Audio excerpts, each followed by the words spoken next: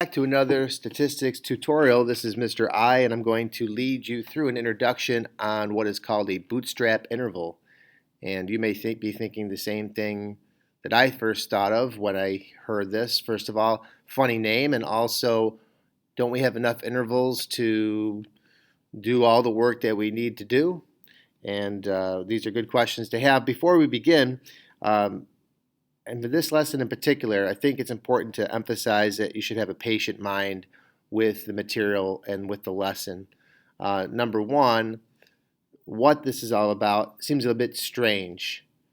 It almost seems like a wacky idea, and you might not know where it's going, and even at the very end of it, you still might not know where we ended up. But be prepared for something that's a bit strange.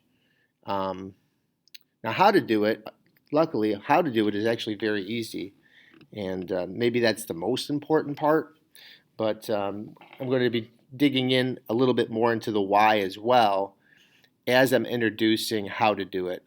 And to understand why it works, we'll take a careful ear, and I will emphasize what's most important a few times during the video as being the important piece if you're trying to connect in your brain with what this is doing and why it actually works. So to begin with, the bootstrap interval, you may have heard that old expression. You don't hear it very often, actually. It's you have to pull yourself up by your own bootstraps. And that's what the founders of this interval were thinking of when they were actually coming up with the idea. When they were naming this interval, they were most likely thinking, well, in this type of work, we're actually helping ourselves out with the only resources that we have. By pulling yourself up by your own bootstraps, it means you have to be resourceful and you have to be the one that actually gets yourself out of a mess, or you have to be the one that actually solves your own problems. You can't outsource for extra help from anyone else.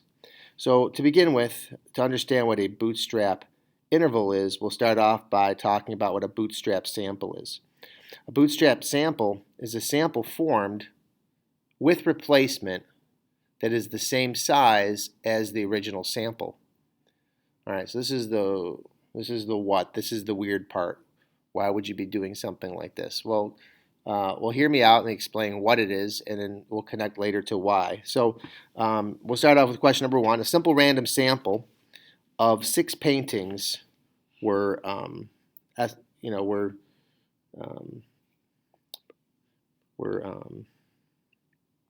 appraised at a art gallery, and I listed the 6 paintings and their price in thousands of dollars there. We're going to use the random integer command on the calculator to make 3 bootstrap samples. Well, I already got a head start. I already did it twice already. I randomly chose 6 paintings, and every time I chose a painting randomly, I reset the list so that I could get the same painting more than once. My first bootstrap sample, I've got 25, 10, 35, 10, 10, and 80. The bootstrap sample is the same exact length as the original sample. And you can see that actually 10 appeared. Painting number 3 appeared 3 times.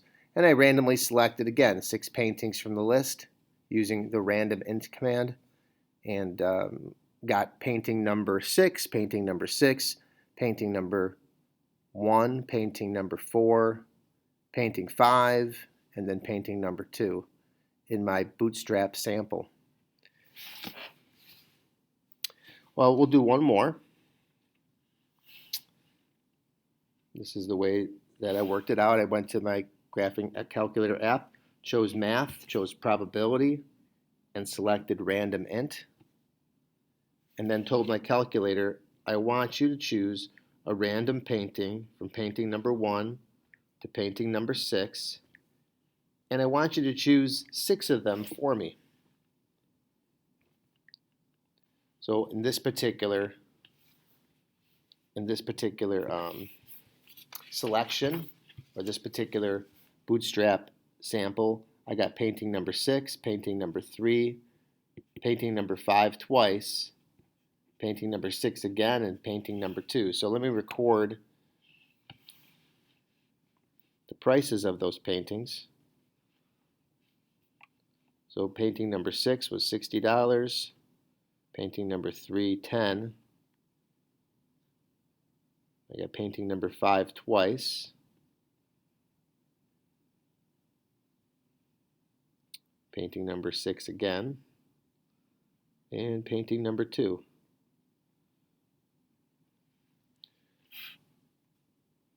So with these Bootstrap samples, what we're hoping for and what we're counting on is that these Bootstrap samples will be very similar to other samples that we could get from the original art gallery of all the paintings.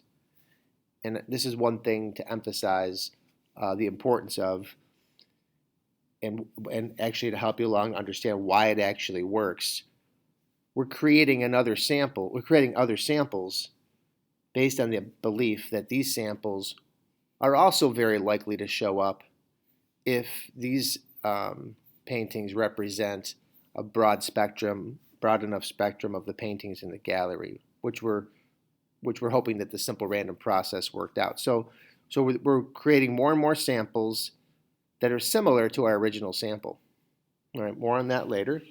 This next step is to actually calculate the sample average from each of these Bootstrap samples. So I added these together in sample number 1, divided by 6, and got the sample average. I did the same thing for Bootstrap sample number 2, and we'll do the third one live here. So the average of this list, I could type them into list number 1, but it's just as easy to just add them together, either on a piece of paper in your head or on the calculator, add them together and divide by how many there are. So that sample average came out to be 37.5.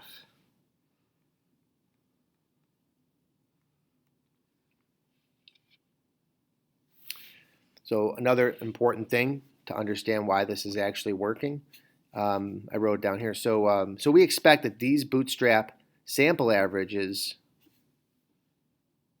to be consistent with the other sample averages we might get. So these sample averages will these Bootstrap sample averages will be pretty close to the average from the original sample, but we're also believing that they'll be relatively close to the true average. And if you think back to when we studied the central limit theorem, that was something that we were counting on, that a sample average does not stray too far away from the true average. Here, in this case, we're betting on the fact that it's very likely that the Bootstrap sample averages will not drift too far away from the true average as well. And that's the why. It might take a little bit longer to absorb that, and of course this is just the first lesson of, at least in this course, three lessons. Let's keep on going so we can actually construct our confidence interval based on the work that we just started. So combine your results with the rest of the class. This is the lesson that I was doing, to get a collection of Bootstrap averages. So we could do this. We could keep on creating more and more Bootstrap samples and gather up an entire collection of them. And I actually started that.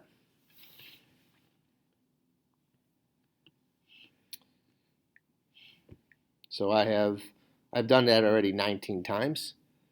I can add on, under list 1, I can add on the 3 new sample averages that we've got.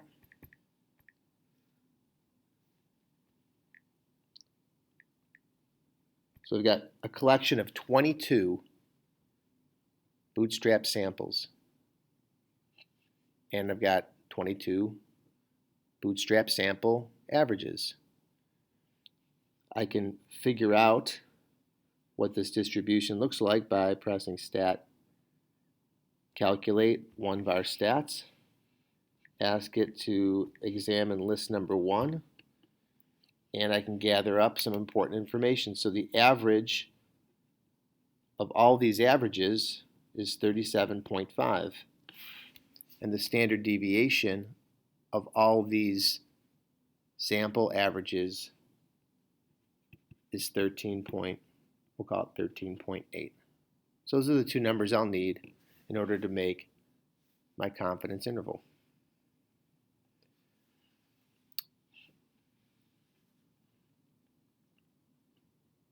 And I've been giving some thought to, oh, that's just a coincidence, by the way, that the sample average here ended up being exactly the same as the average of all those averages. So don't ignore the fact that that worked out that way. That was just happenstance. So in order to move on to the confidence interval, I need to talk about the standard deviation here.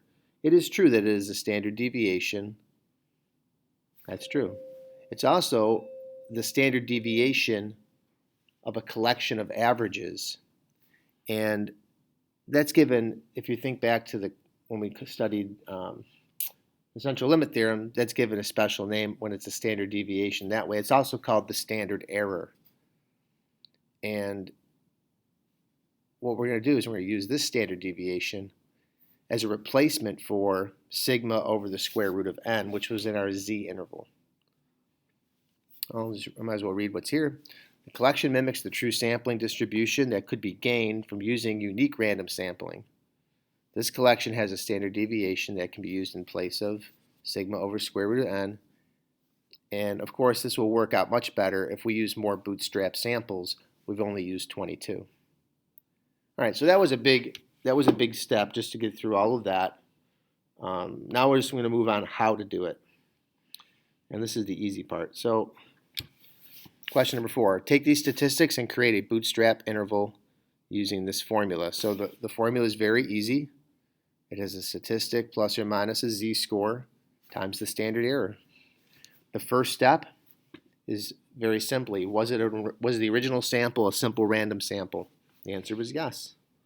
And that's all you have to check officially to see that this is actually going to work out. So the condition checks works out. The second step, just as we've done before, is to name the interval, name the formula you're going to use, and then calculate it. So there's no shortcut using the calculator to actually generate these. There's no menu that does a Bootstrap interval. If you go to take a look at the stat test menu, you won't see Bootstrap interval there at all. I'm not sure. That might be because it's a relatively new interval. I think this was developed, I don't know the history offhand, but this was developed pretty recently. Recently meaning probably in the last 20 years, and probably it's gaining more popularity in the last 5 years. So our statistic was our average plus or minus our z-score. Well, I'm intending to use a 90% confidence interval. So my z-score, if I look it up on the table for 90%, would be 1.645. And the standard error is our standard deviation from that collection. And that's all there is to it. The rest is just using the calculator. 1.645 times 13.8 comes out to be about 23. So 37.5 plus or minus 23 would give me my confidence interval. So 37.5 take away 23. 37.5 plus 23. So I'm getting a range, an average range of 14,500 to 60,500 for the average price of a painting in the art gallery. And that's a pretty wide confidence interval. So 14.5 to $60,500 is where I would expect the true average painting to be valued at the art gallery. And of course we finish with the same finish, familiar finish. The method used finds the true average 90% of the time. I'm a little bit disturbed by the fact that confidence interval is so very wide. Perhaps if we move on, we might find an interval that's maybe a little bit more on target, more precise. Okay, so one way we can actually get a more reliable answer is to increase the number of Bootstrap samples that we actually have. And my goal is to create a list of over 10,000 Bootstrap samples. In order to do that, we'll use a computer to do it, and there's several websites that actually work. This was the first one that I was introduced to, this Lock website, and we're going to visit that, and we're going to slightly improve our result by letting a calculator or letting a computer create all these Bootstrap samples. So going to that website there, you can see it already has preloaded data already from a data set that's already typed into the computer. If you click this menu to the left, it gives you a list of different things that are already loaded up, ready to go. What we're going to do, we might use some of those. Yeah, we will use some of those today. But we'll edit the data. We'll go to Edit Data and type in our original sample. Now, it's a little bit clunky to do this on the iPad. It's much easier to do this on a computer. For one reason, you have to erase this list that's already there. So you want to click and hold down on your iPad anywhere on that list, select all of it, and then cut. And then you want to replace it with our list for our paintings. $1,000, $25,000, $10,000, 80, 35,000, and 60. There we go. There we go. It was the OK. Sometimes the OK button there's a little stubborn. All right. All right. So now we've got our original sample here. That was the original 6 paintings, and we're going to click Generate One Sample, and you can see that right below it actually has the results of that Bootstrap sample. It shows you which paintings were picked, and it shows you the average of that sample. And it's placed that average on a graph to the left. And you can continue to generate one sample at a time. Now we're up to 2 different samples. This time it turned out differently. We had 3 $80,000 paintings. We had the $60,000 painting. And we had, I believe that's the 5 and the 10. And that sample average came out to be $48,750. Now we can keep on doing this one sample at a time. Remember, we had 22 samples on our list, but we can generate thousands of samples at a time. So now I've got 1,002 samples. The average from all of these samples was 35,000.1, and the standard error was down to 10.866. Remember that when we did the confidence interval a few minutes ago, this number here was 37.5, and this number here was 13.8. So the standard error looks like it's shrinking due to the fact that we've got so many samples. And why stop at 1,002 samples? We can get over 10,000 samples very quickly. We just have to tap on that 1,000 sample button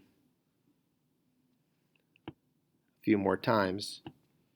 And of course, it takes a second or two for it to update, but give the computer a break. It just generated 1,000 averages and graphed them for us. So now I'm up to getting closer and closer to over 10,000.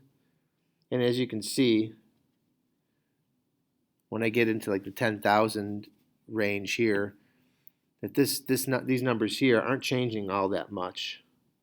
They're flexing just a tiny bit. And eventually, if I have so many samples, I mean, it gets to the point where it barely changes. So I think anytime you get over 10,000 samples, it's giving you an accurate enough answer. And we're going to take this average and take the standard error, and we're going to use those numbers as an improvement over the last interval we created. I'm just writing those down. Okay, so let's see how that has improved our confidence interval. So the first step and the third step are exactly the same. The second step, the only thing we're doing is changing the numbers. So 35.9 was the average of all those averages, plus or minus 1.645 times the standard error, which is now an improved 10.8. So 1.645 times the 10.8 gives me about $18,000 for the margin of error.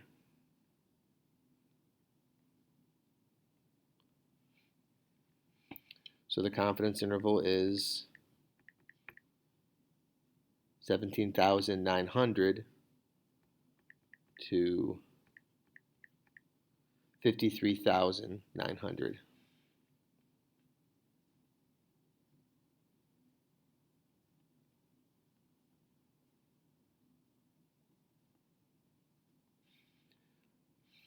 And if we go back and take a peek at the last interval we created on the previous slide, you can see we've actually cut our margin of error down by quite a bit, by $6,000. So our interval is a little bit more on target and therefore a little bit more useful. All right, and that's how you do a bootstrap interval. All right, we'll run through that one more time with some preloaded data just to make sure you got the hang of it, and then talk a little bit more about the graph. So in question number 6, to determine the average price of a Ford Mustang, a sample of 25 random car listings were collected, and this is already on that website, and they just want me to follow through with the same method as before. This time I'm going to use a 95% confidence level. So going back to that website, we're going to go to Custom Dataset, wherever that menu might be, and select Mustang Price. And you can see it cleared out everything that was there. This is our original sample. We could peek at it if we hit Edit Data. You can see that that list right there has the prices of all these Ford Mustang cars listed.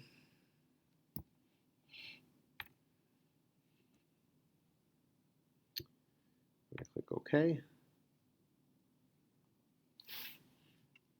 All right, and then we just have to get our samples. You can get 1 at a time, 10 at a time, 100 at a time, or 1,000 at a time. So wasting no time, you can jump right into it and dial up. Just mash that button, boom, boom, and it takes a few seconds for it to catch up.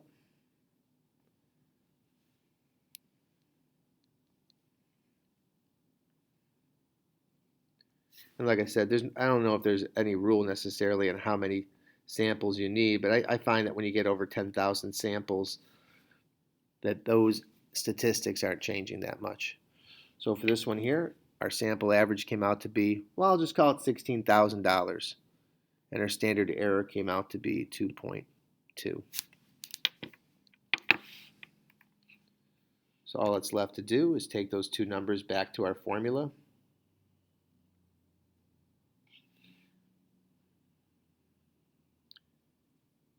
And plug them in. This time I'm using 95% confidence. So on that t-table, you'll see the z-score comes out to be 1.960. And all it's left to do is let the calculator do a little arithmetic for us. So we'll just call it $4,000 for the margin of error.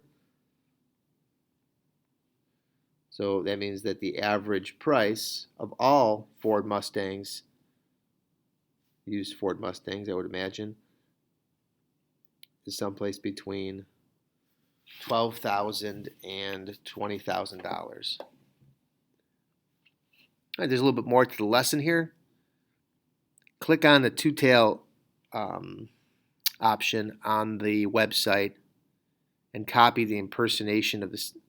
Then copy the impersonation of the sampling distribution into this document so that we can label the graph and make it clear what the picture represents. So I haven't tried this yet. So let's see how this goes.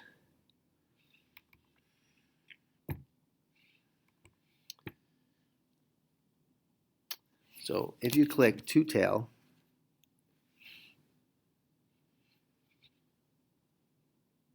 it'll actually separate the graph and give you the confidence interval here, roughly between $12,000 and $20,000. This is exactly what we got before.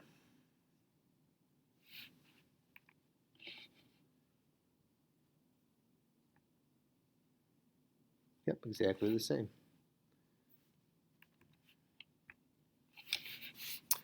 And you can change the confidence level, I believe, by clicking on this item right here. So if you wanted to shrink the confidence interval to 90%,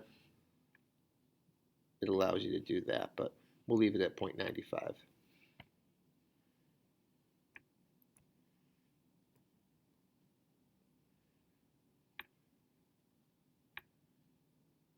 Yeah. So that's another option to actually take a look at the confidence interval that way. That's even shorter. You're not even using a formula. They're doing the formula for you. Now in black are all the samples that are actually close enough, all the sample averages that are actually close enough to what we suspect is the true average. And in red are the ones that are straying too far away. We do get some incredibly low and incredibly high values for the sample averages here in red, and they're just too far to be believed. So this is doing a pretty decent job at that. Now I could copy this by just taking a screenshot of it.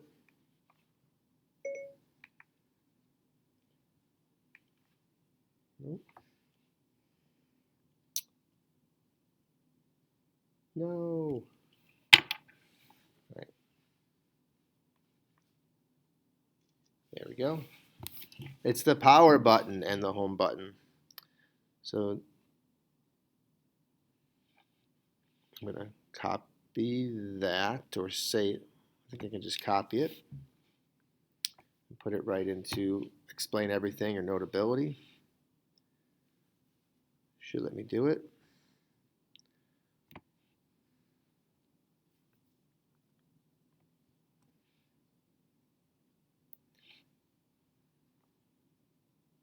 There we go.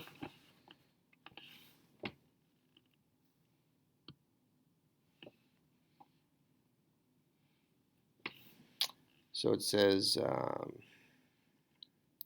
let's make it clear what this all represents. So,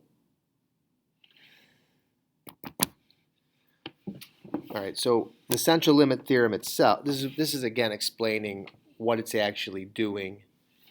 And this is my guess too. I don't know what the exact population is of all Ford Mustang cars, but if we did do sample averages from the original population instead of sample averages from those Bootstrap, let me rephrase that. So if we ended up doing random sampling from the population instead of looking at the sample averages coming from those Bootstrap samples, we would find that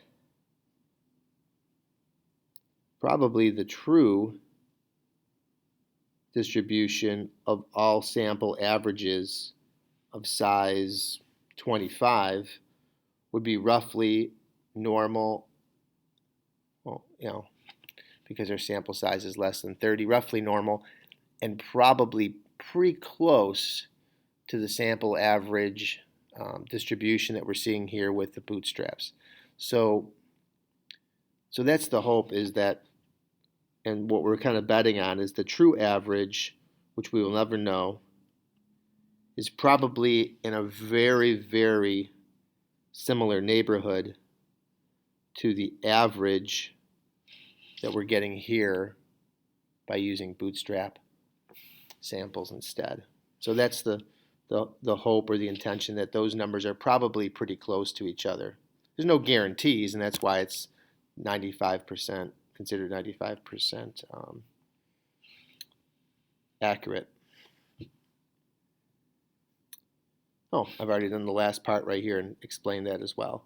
Let's take a look at one more thing, which we'll explore in the second lesson, is how does the t-interval actually compare to the bootstrap interval? In other words, why have another interval? Well, I could run through the first step and the second step and the third step, but let me just get right to the heart of it. The second step is to create a t-interval based on the original data. And that formula is simply this.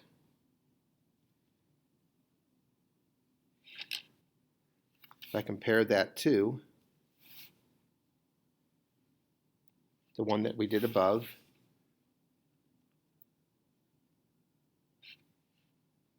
the very top, you can see that perhaps, not perhaps, but for this particular case, with that small with that small sample size of there being only 6 original paintings, using a bootstrap interval in this case gave me a much more targeted answer than if I used the t-interval. And I don't have enough experience in this to say that that would always be the case, but perhaps that is one of the biggest advantages, well, for this particular question, of course, of why the bootstrap interval would be preferred to the t-interval.